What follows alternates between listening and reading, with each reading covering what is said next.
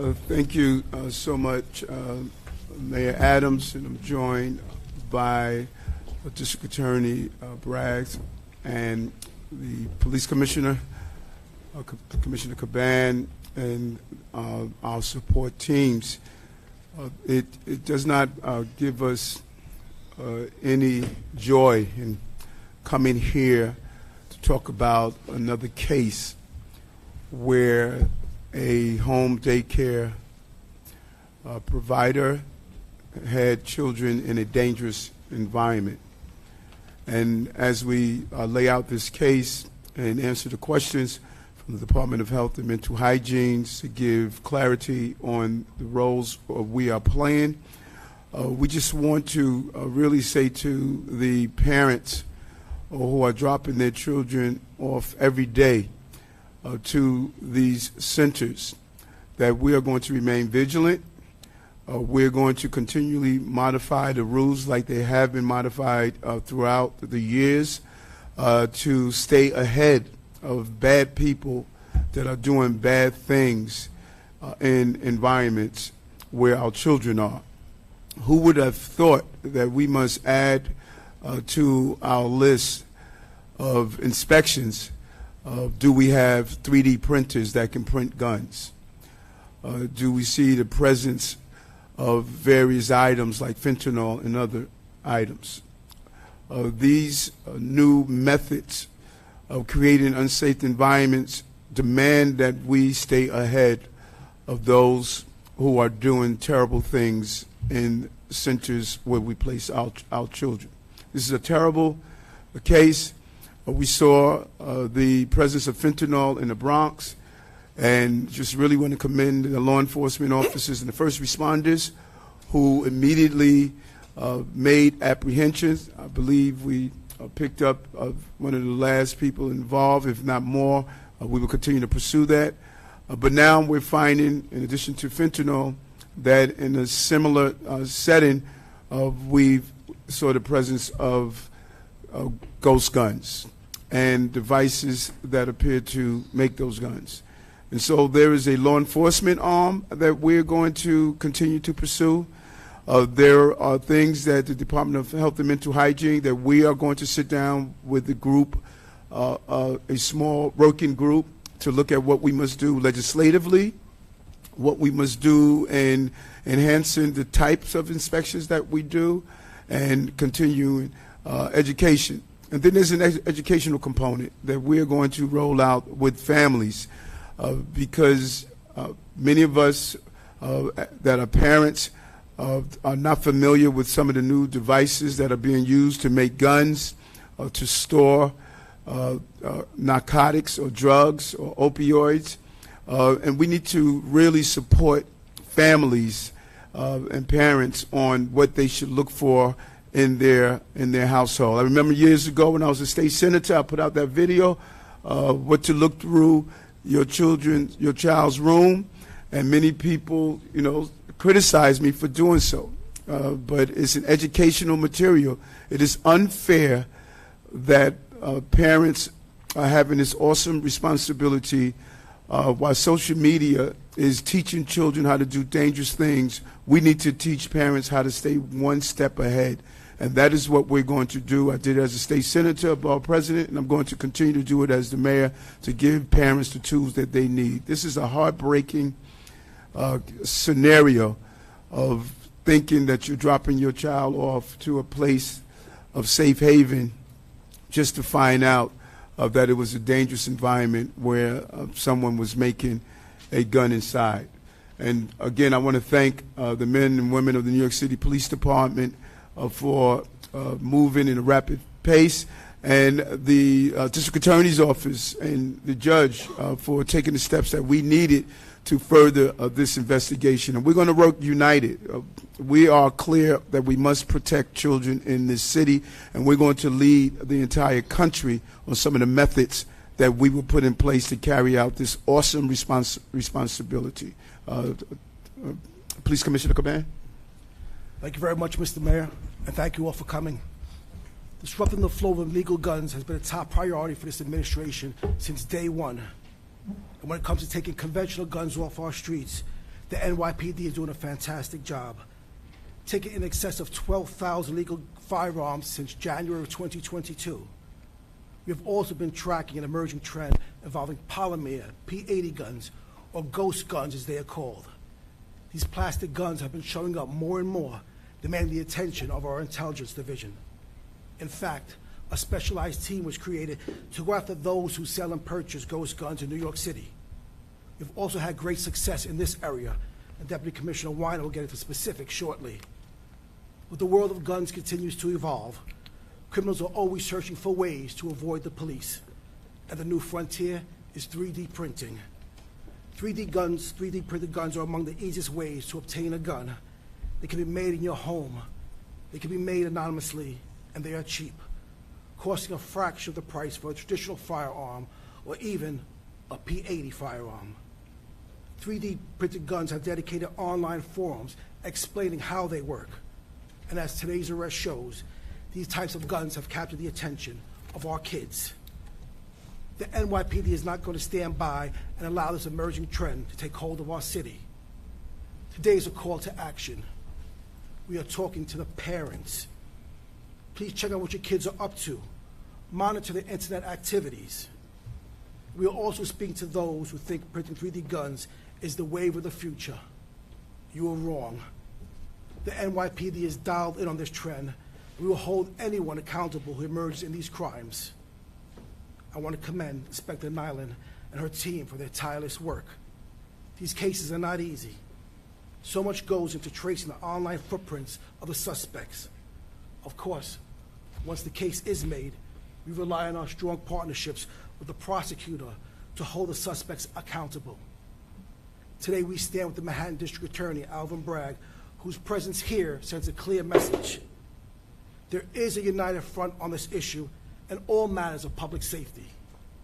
Together we will continue to protect New Yorkers and make the safest big city in America even safer. Thank you. Now I'll turn it over to Deputy Commissioner Weiner. Good morning, or afternoon rather, everyone. Rebecca Weiner, I'm NYPD's Deputy Commissioner for Intelligence and Counterterrorism. Yesterday, members of the Intelligence Division's Major Case Field Intelligence Team, in coordination with the Manhattan District Attorney's Office, executed 3 search warrants in Manhattan North related to a long-term investigation into the manufacture and sale of privately made firearms, what are called PMFs, in New York City. These warrants resulted in the arrest of 3 individuals, including 2 minors, and the recovery of multiple 3D printed firearms. This is an ongoing investigation, and the information that we're going to present to you today is preliminary in nature.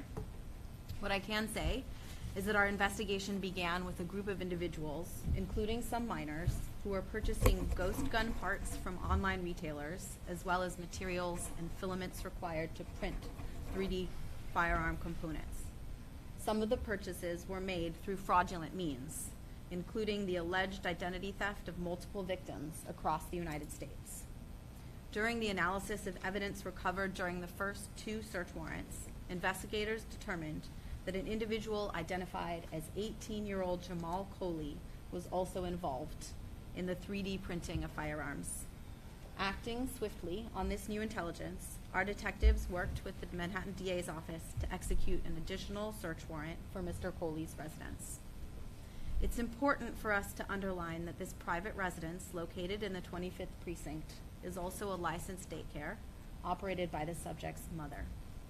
Inside this daycare facility, investigators recovered a 3D printer, 3D printing tools and plastic filament, 2 completed 3D printed firearms, 1 3D printed assault pistol in the final stages of assembly, and 1 additional 3D printed lower receiver. Mr. Coley was arrested. At the location, investigators also found an obviously maltreated and neglected dog. The NYPD's Animal Cruelty Unit responded and removed the dog for evaluation. The circumstances around these galling arrests are part of a larger trend into what's become a global problem, namely the manufacture and sale of privately made firearms, or PMFs, which include ghost guns as well as 3D printed firearms. When made well, ghost guns and 3D printed firearms operate just like commercial firearms. In the hands of teenagers, they can inflict just as much violence. This is a growing trend in New York City, and one that our major case field intelligence team has been at the forefront of grappling with for the past several years. We take an intelligence-based approach to identifying and disrupting individuals who are engaged in the manufacture and sale of PMFs with the aim of intercepting guns before they make it to the streets. We follow the data where it leads us, and the data is alarming. Within the last 3 years, the number of PMFs and gun parts that we've recovered has increased significantly. In 2021, the NYPD recovered 260 PMFs, 263. Last year's number was almost double that, 436 recoveries. Year to date, the NYPD has recovered 290 PMFs. Compared to last year, we've recovered 3 times as many 3D printed firearms this year, and the year's not over yet.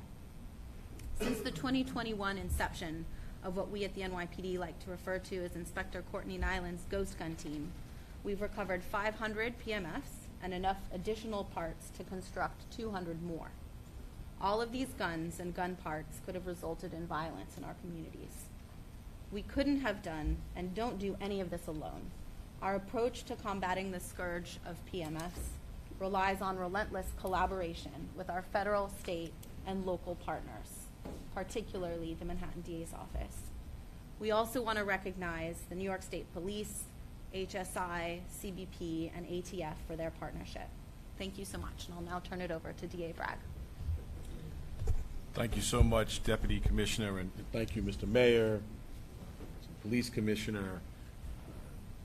They've all mentioned the United Front. This work in collaboration is one of the best collaborations I've seen in law enforcement. I want to be clear about that. And I want to, in particular, thank, we've heard her name a couple of times, but Inspector Nyland. The Ghost Gun Initiative was started in 2020.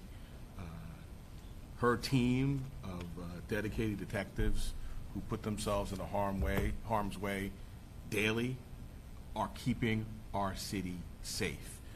And it is due to her tremendous leadership, and it is an honor and a privilege for my office to partner with the entire NYPD, but in particular Inspector Nyland in the Ghost Gun Initiative.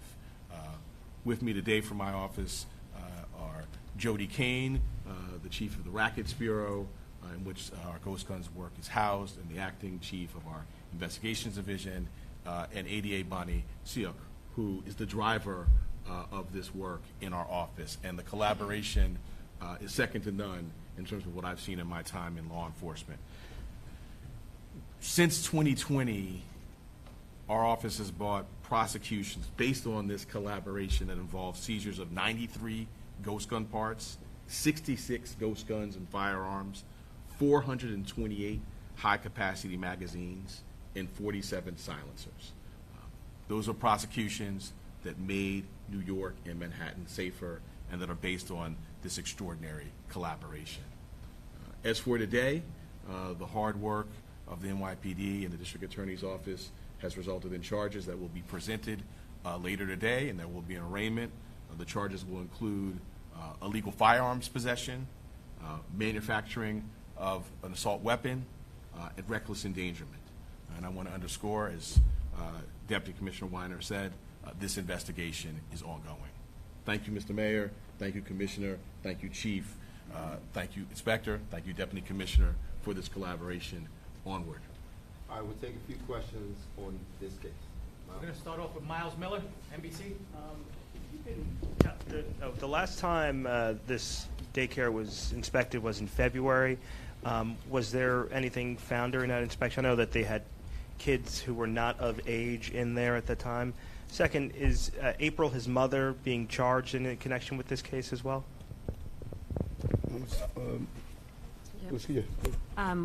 Hi, my name is Christina Chang. I'm with the Department of Mental Health and Mental Hygiene.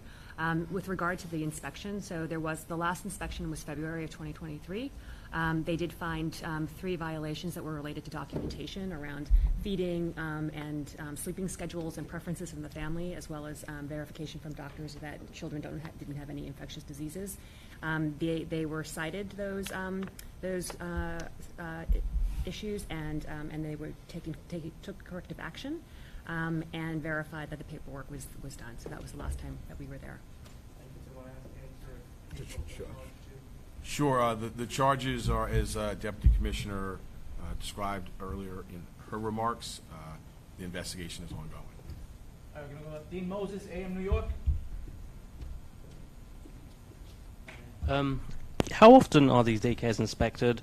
What does that process look like, and who does it? And how are you guys making sure now, in light of this new products being found in underground trapdoors, how are you making sure that these spaces aren't getting looked over in the future? I'll take that as well.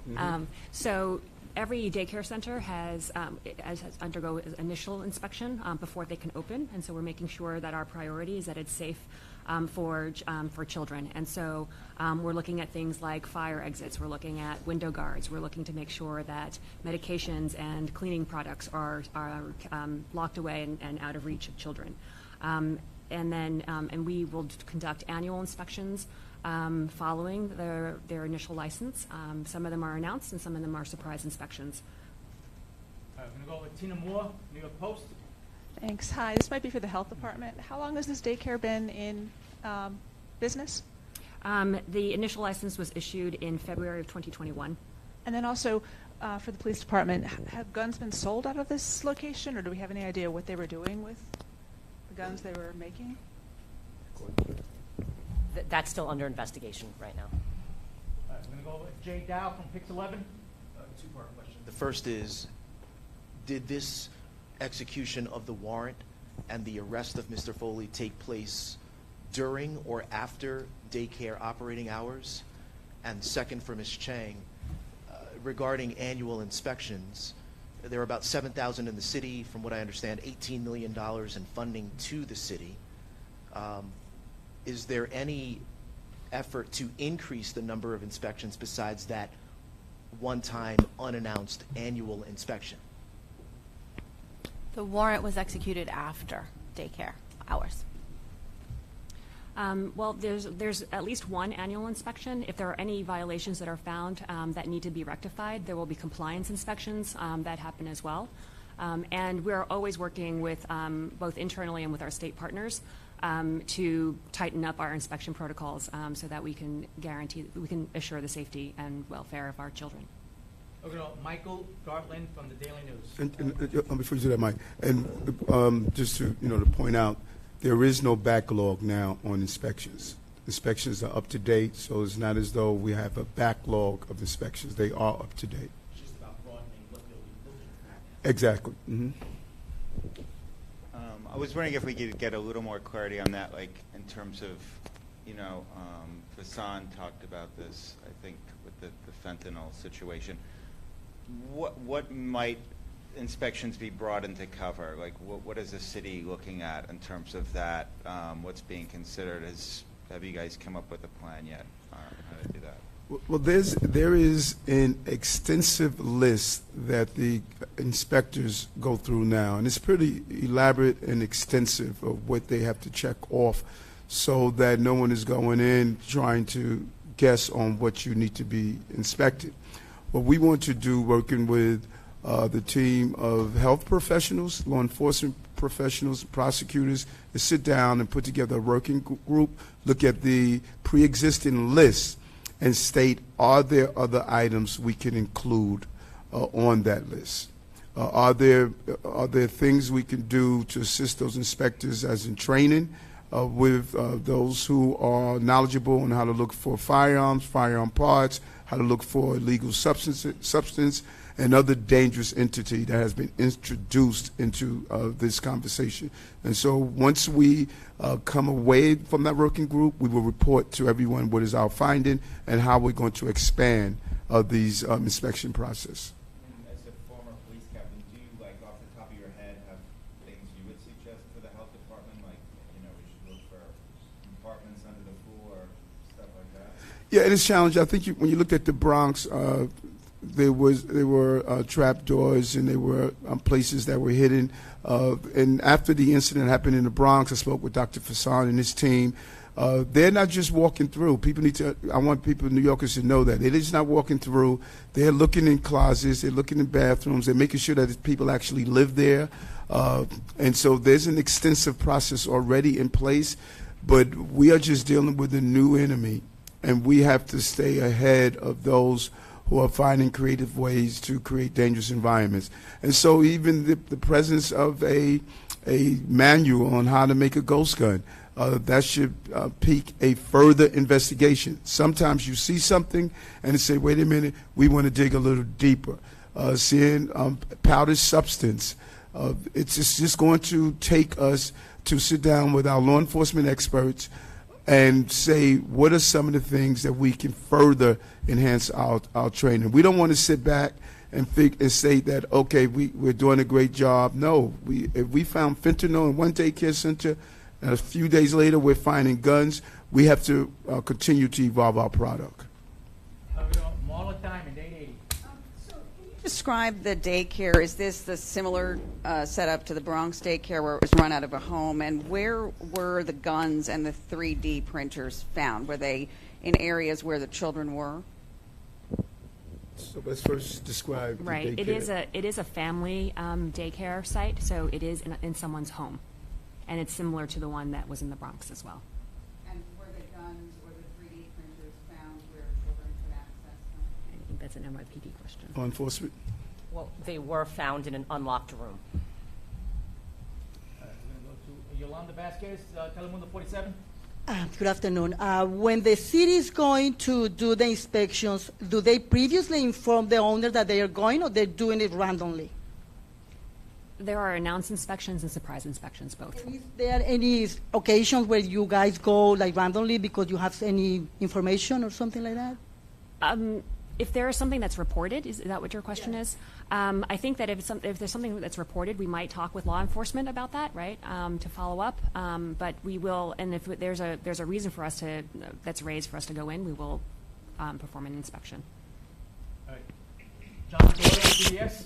Inspector Allen, you had mentioned that you were seeing a spike in ghost guns being taken off the streets, and you mentioned there's an internet component to these guns being found. How are you discovering these guns on the internet? Are they being sold on the internet, and you guys are tracking that? Well, there's many ways. Through our partnerships with the District Attorney's Office and legal process, there's a lot of chatter about these guns on open source. There are actually forums on open source where people are readily teaching each other how to make them, are putting up the blueprints for the 3D printed firearms, and are pretty much trading blueprints for 3D printed firearms. Because as of right now, there's no legislation for 3D printed blueprints, which are then sent to your 3D printer, and the guns are printed. So you can get these pretty much for free on many different websites. And in addition to that, you can buy, again, on open source subscriptions to get a little better quality 3D printed blueprints to make these firearms. And so we have to keep up. This young man was 18, and any of you who, if you have a young child, technology they're just extremely comfortable with, and they can navigate these devices from cell phones to iPads to so many things, and these folks are preying on our children. You got an 18-year-old in his room, 3D printer. He's not making little robotic toys. He's making guns. That should be scary to everyone. That's extremely frightening. All right, we got time for about 2 more questions. We're going to go back to Miles Miller, NBC. Just to, DA, if you can talk about who's been charged in this, and then second, was this daycare shut down? Is it still operational today? You don't have to answer that. I mean, anybody else can answer too. So we covered the person charged and the charges earlier, so I have nothing to add to that. I believe it was covered in the Deputy Commissioner. Okay, and then secondly, has this daycare been shut down? We had an inspector go on site this morning, and there was no access, so it's closed. All right, we're going to go our final question over here with Jay Dow. I understand there's a lot of discussion about enhancing the training of the state and local inspectors, but is it possible, given the NYPD's wealth of experience in detecting guns and drugs out on the streets, that we could see some kind of formal partnership with members of the NYPD joining those inspectors out during those inspections to see if there's a 3D printer or a ghost gun or fentanyl or traces of it in a daycare center? And that's part of the assessment that we want to do. We really believe that there's going to be a need of a combined effort, and these skills can be learned and acquired. And if there's a period of time we need before we can totally take off the training aspect of it, we're willing to do so. And that's what this working group is going to do a real analysis of how do we go about enhancing the level of inspection. Dr. Fassan alluded to that after the Bronx situation, and we're going to make sure we can come up with a good tool. And the police department, Department of Health and Mental Hygiene, the DA's office, this is a team effort. All of us feel the chill of what we saw in these last two incidents. And if you are an adult, we're asking adults to be extremely vigilant around determining what is inside the households, and we want to give them as much information as possible so they can become knowledgeable of these items. But we are looking at that to see how do we go about executing this next phase. All right, thank you everyone for your time and attention. Thank you. Liaison.